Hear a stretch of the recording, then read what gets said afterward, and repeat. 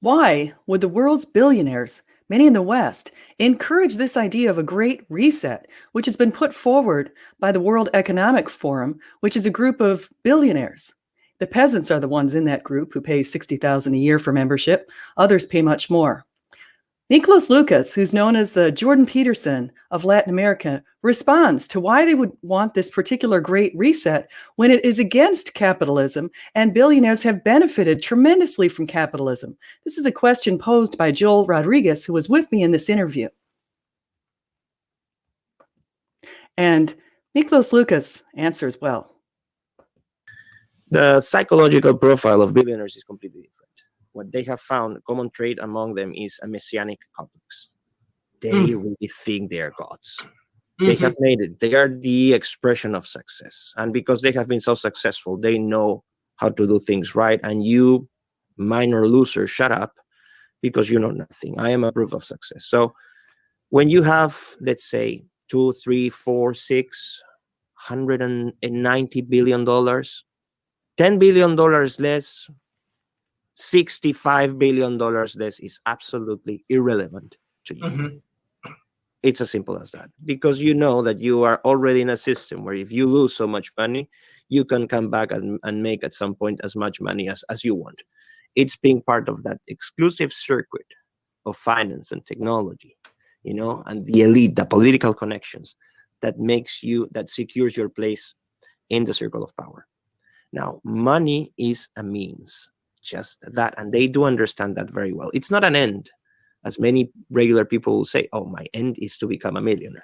For them, it's a means. For what? For exercising power. Now, when you have a messianic complex and you have shown the world how good you are and how successful you are, you think that you have the responsibility to teach others and show others how things should be. And you have your own visions of the world, your own view of progress, what progress means. And then if you see, for example, and this is not a conspiracy, you can see that the discourse of billionaires is almost exactly the same.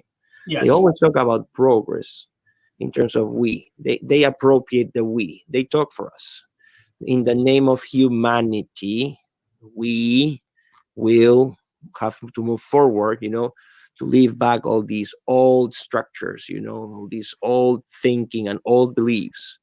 And we have to move forward. And technology, that's why when you talk about progressivism, it's a US-based movement by the end of the 19th century.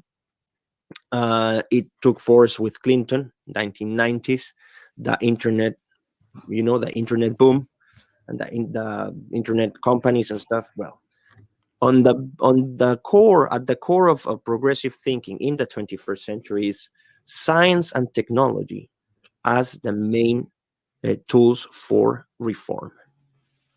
It's not a political issue, it's a scientific and technological issue. That's the first thing that people have to understand. It is not about politics. It's about technology and the possibilities that technology opens. This is crucial. You will not understand politics and economics in the 21st century if you don't understand technology and science. And that means understanding what kind of technologies are currently working, what they are working on, who owns those technologies. You will see they all conduct, all the roads lead to Rome. All the roads lead to the philanthropists. And they own the major technology. So let's put it this way. You have so much money. Your goal is not to make more money. You have enough money. You have money as you find sand on a beach. So it's not a motivation. Your motivation is to exercise power, to leave a legacy, to transcend. But to transcend in secular terms, because they don't believe in God. They are gods. That's how they conceive that. It's no surprise that among these billionaires and these economic elites, you will find that secularism is just the standard. Yes. Because they don't believe in God. They are basically gods. Yeah, they're atheists. I did look that up. Bill Gates, Elon Musk, Jeff Bezos, they're all atheists. All of them. That's number one. And number two, you actually don't need money. What makes you happy, what makes you get things done and gets you things for you is power. And for that, you don't need money. Now, it's not about money. It's about data.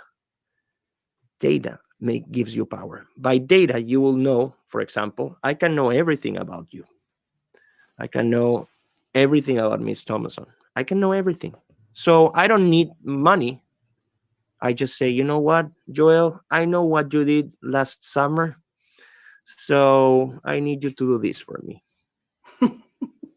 Yeah, I know what you've been doing on your internet. Exactly. I don't need money. I need data. That's why they say correctly, data is the most important asset in the 21st century.